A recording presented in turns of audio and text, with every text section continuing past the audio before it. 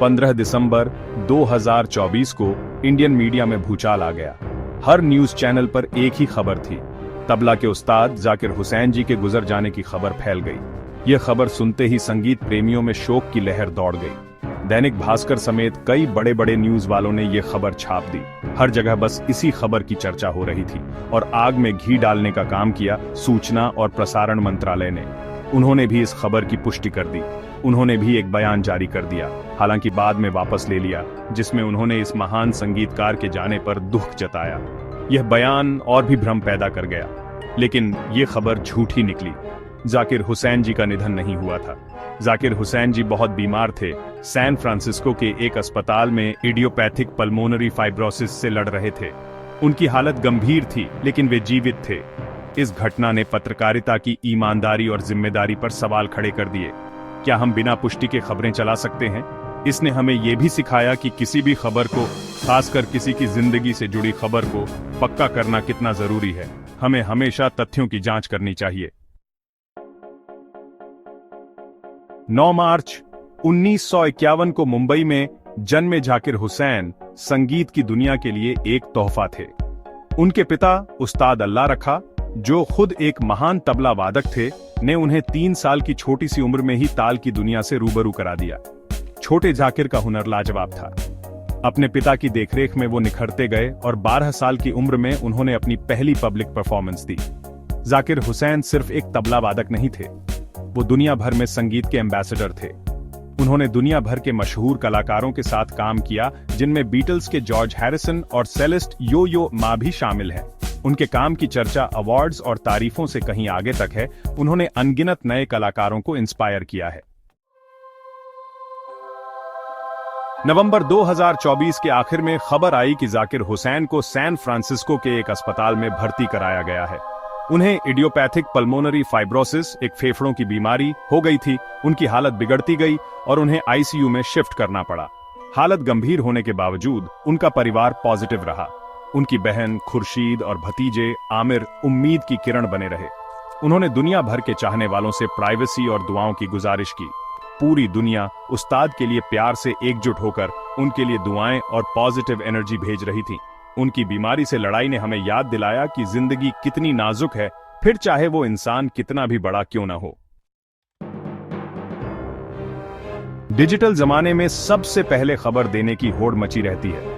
इस भाग दौड़ में अक्सर जल्दबाजी में गलतियां हो जाती हैं और सच्चाई स्पीड की भेंट चढ़ जाती है। जाकिर हुसैन की मौत की झूठी खबर इसी जल्दबाजी का नतीजा थी। बड़े बड़े न्यूज वाले खबर सबसे पहले छापने के चक्कर में जानकारी की पुष्टि करना भूल गए, जिससे गलत खबर फैल गई। सूचना और प्रसारण मंत्रालय के गलत अनाउंसमेंट ने हालात और बिगाड़ दिए। हालांकि मंत्रालय ने बाद में अपना बयान वापस ले लिया और ट्वीट डिलीट कर दिया, लेकिन तब तक नुकसान हो चुका था। इस घटना ने मीडिया की एक बड़ी कमी को उजागर किया।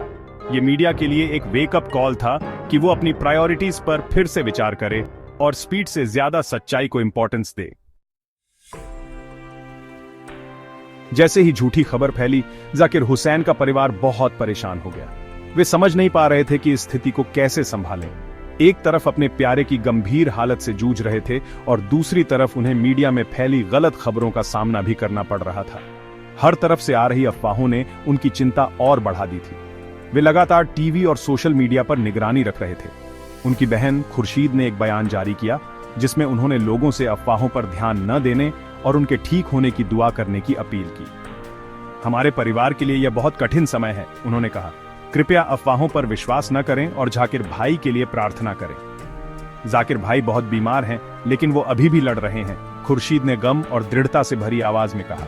उनके भतीजे आमिर ने भी सोशल मीडिया पर अफवाहों को दूर करने की कोशिश की।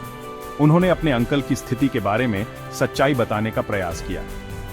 मेरे अंकल अभी भी हमारे साथ हैं, हिम्मत के साथ अपनी बीमारी से लड़ रहे हैं, आमिर ने लिखा। उन्होंने लोगों से सही जानकारी साझा करने की अपील की। आमिर ने मीडिया की गैर जिम्मेदाराना हरकत पर निराशा जताई और सभी से इंफॉर्मेशन के लिए वेरीफाइड सोर्सेज पर ही भरोसा करने का अनुरोध किया।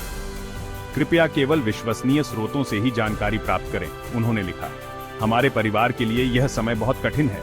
परिवार के जवाब ने मुश्किल समय में उनकी ताकत और रेजिलियंस दिखाई। उन्होंने एकजुट होकर इस कठिनाई का सामना किया। इस कठिन समय में परिवार ने एकजुटता और साहस का परिचय दिया, जो उनके रिश्तों की गहराई और मजबूती को दर्शाता है। 16 दिसंबर 2024 को उनकी मौत की झूठी खबर फैलने के एक दिन बाद जाकिर हुसैन ने आखिरी सांस ली। इस बार उनके परिवार ने खबर की पुष्टि की, जिससे पूरी दुनिया में शोक की लहर दौड़ गई। संगीत की दुनिया ने एक लेजेंड को खो दिया, एक ऐसे उस्ताद को जिसने संगीत की दुनिया पर अपनी अमिट छाप छोड़ी।